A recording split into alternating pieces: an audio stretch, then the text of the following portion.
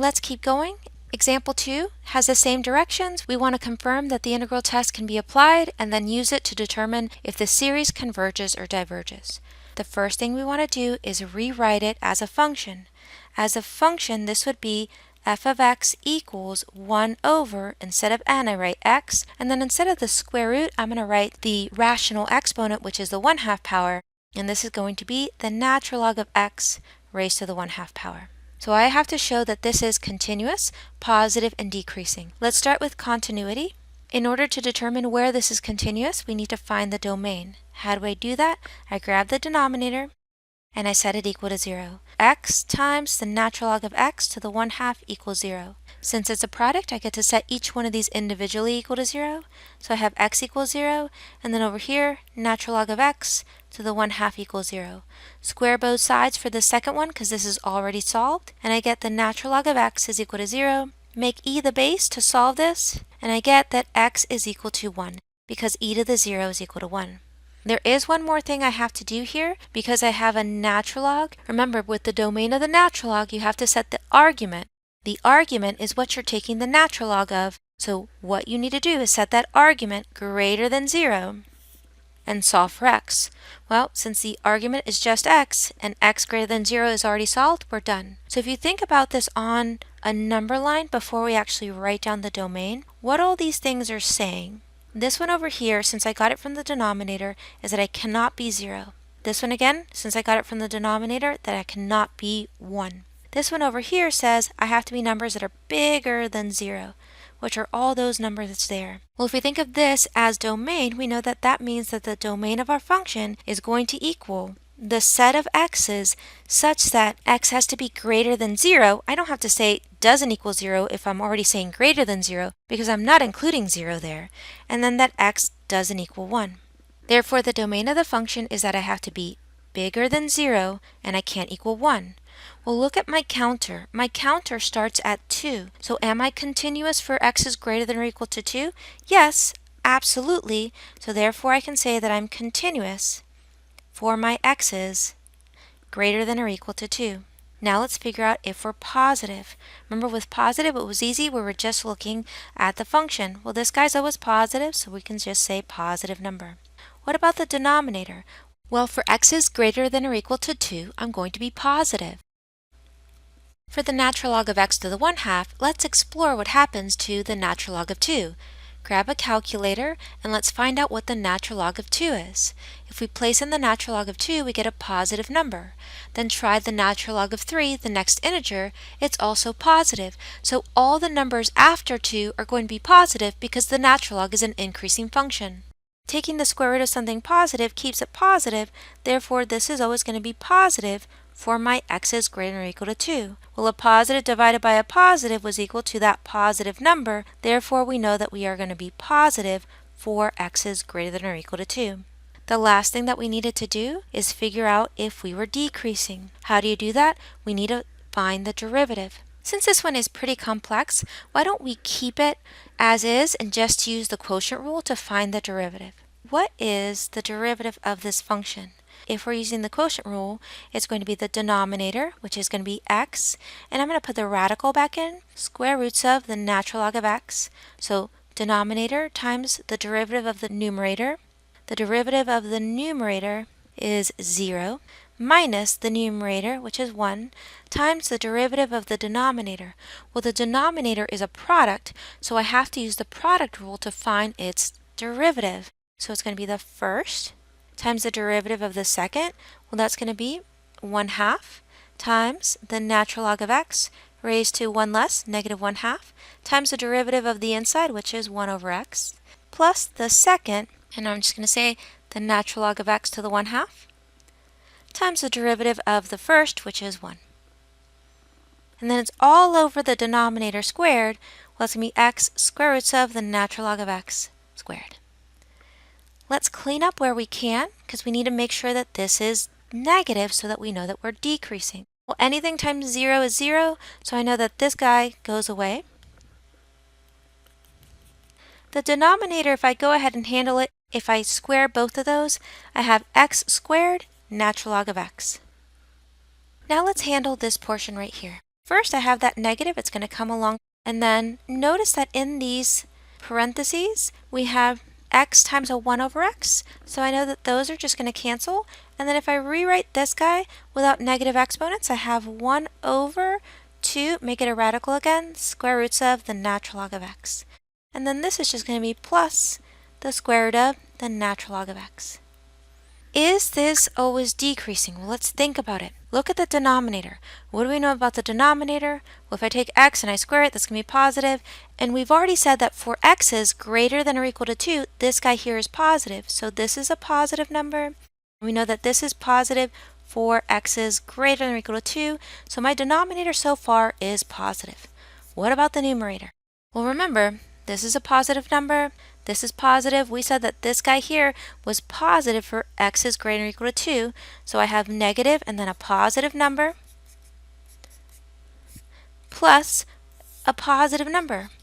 So if you have a positive plus a positive and you multiply it by a negative, we have a negative divided by a positive, which gives me a negative number. What does that mean? That means that we are decreasing for x's greater than or equal to 2. So we have shown now that we are continuous, positive, and decreasing. We have confirmed that the integral test can be applied to the series. Now what we need to do is use the integral test to determine if we converge or diverge. Well, how do I do that? I rewrite the infinite series, the sum from n equal 2 to infinity of 1 over n square roots of the natural log of n, as an improper integral, the integral from 2 to infinity of 1 over x square roots of the natural log of x dx. Can I integrate this? Well, first let's rewrite it without the square root, because that'll make it easier for us. Well, yes, I can integrate it. It's just going to be a u sub. What would u equal? Well, u is going to equal the natural log of x. So if u is equal to the natural log of x, what's our derivative? Well, our du would be 1 over x dx, which is perfect because that's exactly what I have. Therefore, this is just a limit as c goes to infinity of the integral from x equal 2 to x equals c of 1 over u to the 1/2 du. Well, how do I integrate that? Well, I have to make u to the 1/2 move to the numerator by giving it a negative exponent. If I move it to the numerator, I end up with the limit as c goes to infinity of the integral from x equal 2 to x equals c of u to the negative 1/2 du. And now integrating u to the negative 1/2 du, we would end up with 2 and then u to the 1/2. And this gets evaluated from x equal 2 to x equals c. Finally, get out of u's and go back into x's. We have the limit as c goes to infinity of 2, and then we're going to write it as a square root. And remember, u is equal to the natural log of x, and this gets evaluated from 2 to c. Plugging in the limits of integration, the limit as c goes to infinity of 2 square roots of the natural log of c minus 2 square roots of the natural log of 2. Well, what is the limit as c goes to infinity of 2 times the square root of the natural log of c? The natural log of infinity is just infinity. Take the square root of infinity, we still have infinity. Multiply infinity by 2, and that's still equal to infinity. So we end up with infinity minus some number. Well, infinity minus a number is just going to equal infinity. What did that mean? Well, since this meant that the limit didn't exist, we know that that meant that our integral diverges. And if the integral diverges, what that means for us is that the series diverges by the integral test.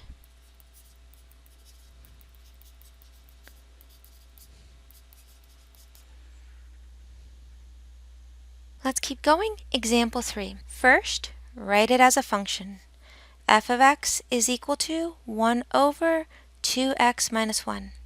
Now figure out if you're continuous, positive, and decreasing for x is greater than or equal to 1. To figure out where we are continuous, we set the denominator 2x minus 1 equal to 0, and we solve for x. We get x is equal to 1/2. Therefore, the domain of this function is x is such that x cannot equal 1/2. Well, what does that mean for us?